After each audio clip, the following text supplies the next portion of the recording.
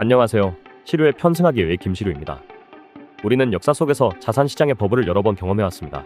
1980년대 후반 일본의 부동산 및 증시 버블, 2000년 초 붕괴한 미국의 IT 닷컴 버블, 2008년 서브프라임 모기지 위기 등 버블은 끊임없이 상승하는 것처럼 보이다가 결국 꺼지면서 많은 사람들에게 큰 피해를 남기곤 했죠.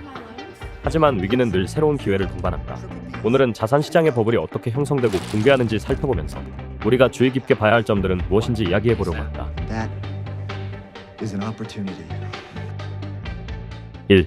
유동성 증가로 인한 자산 가격 상승. 유동성이 증가한다고 해서 반드시 버블이 발생하는 것은 아닙니다. 하지만 유동성의 증가는 버블이 형성될 수 있는 기반을 마련해줍니다. 2000년대 초반 닷컴 버블 붕괴와 2001년 9.11 테러 이후 미국 연준은 금리를 낮추고 시장에 유동성을 공급했습니다. 덕분에 자산 매입 비용이 줄어들며 부동산 가격이 상승했는데요. 이는 이후 과도한 파생상품 발행과 신용 팽창에 힘입어 모기지 증권에 형성된 커다란 버블의 기반이 되었습니다. 유동성 증가로 인한 자산 가격의 상승이 반드시 버블로 이어지진 않지만 버블이 형성되는 데 있어 하나의 조건이라고 볼 수 있을 겁니다. 2.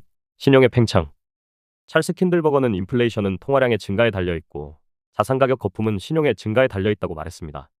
실제로 버블은 신용이 극적으로 확장될 때 발생합니다. 2008년 글로벌 금융위기 직전 미국의 주택시장에서는 신용도가 낮은 사람들에게도 대출이 무분별하게 이루어졌습니다. 상환 능력이 없는 투자자들까지 자산 매입에 나서며 자산 가격에는 지속될 수 없는 거품이 생긴 것이죠. 이는 자산의 가격이 하락하기 시작하면 금세 유지할 수 없는 부실한 대출로서 시장의 불안정성을 만들어냅니다. 3. 새로운 화폐의 등장과 금융혁신. 역사적으로 새로운 금융기술이나 화폐 제도의 변화는 종종 신용 팽창과 투기적 열기를 부추겼습니다. 종이화폐의 보급, 신용카드의 등장, 파생상품의 개발 등이 이에 해당하는데 최근에도 이런 류의 새로운 자산이 있죠. 네, 바로 비트코인과 같은 암호화폐입니다. 이런 새로운 종류의 화폐가 등장하면 자연스럽게 전체 통화량은 증가하는 효과를 얻습니다. 더군다나 이런 암호화폐를 기반으로 대출 시스템이 개발된다면 신용의 팽창 또한 굉장히 자연스러워 보입니다. 4. 사기와 부정행위의 증가. 버블이 생겨나 자산 가격이 급격히 상승할 때는 시장 참여자들의 이성적 판단이 결여되곤 합니다. 이로 인해 기반이 부실한 기업들이나 초보 투자자들을 대상으로 하는 사기꾼들이 활개를 치기도 하죠. 2000년대 초반 닷컴 버블 당시 많은 유령 기업들이 실제 수익 모델 없이 자금을 끌어모았습니다. 앨런이나 월드컴처럼 회계 부정을 통해 주가를 부풀린 기업들도 있었습니다. 버블이 터지고 탐욕이 가라앉으면 이런 부정행위가 수면 위로 드러나곤 했습니다. 5. 과도한 낙관 심리. 버블의 가장 근본적인 배경은 결국 대중의 심리입니다.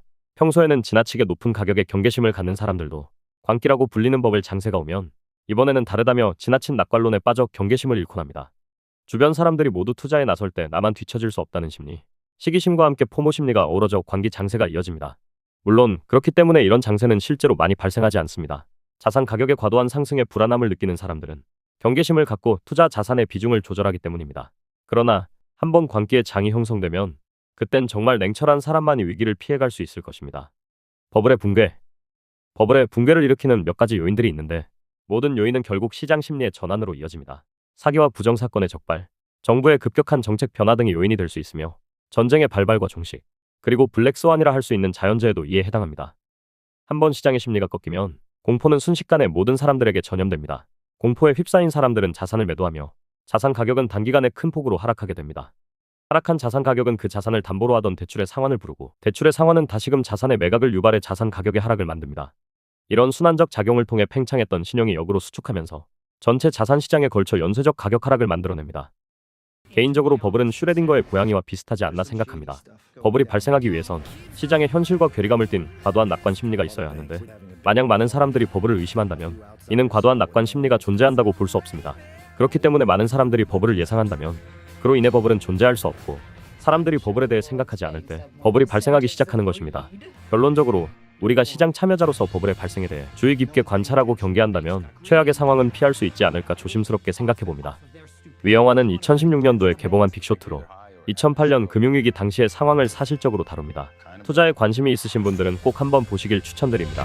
Fraud has never ever worked. Eventually, things go south.